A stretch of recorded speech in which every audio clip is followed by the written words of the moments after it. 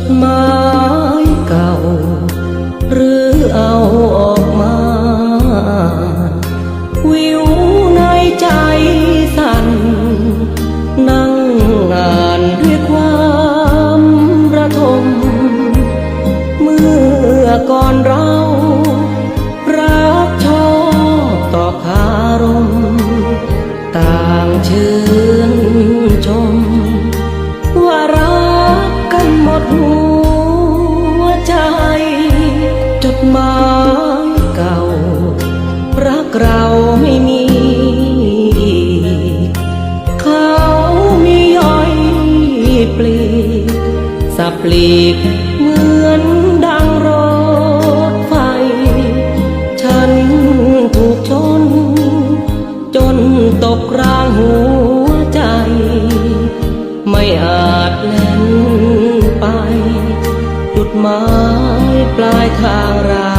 งลาโอ้จดหมายรักเร่รักเธอทายเทรวนเร่ตลอดเวลาเธอส่งจดหมาย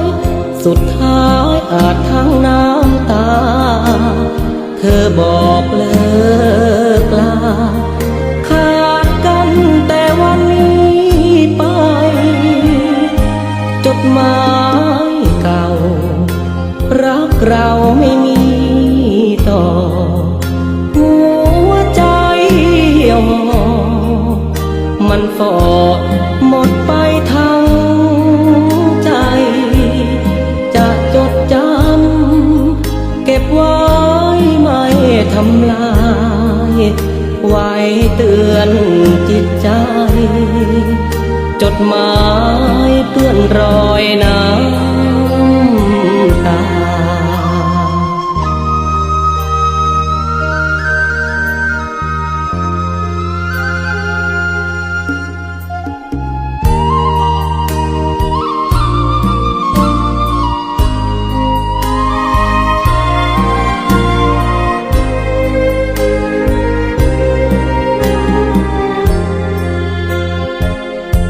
จดหมา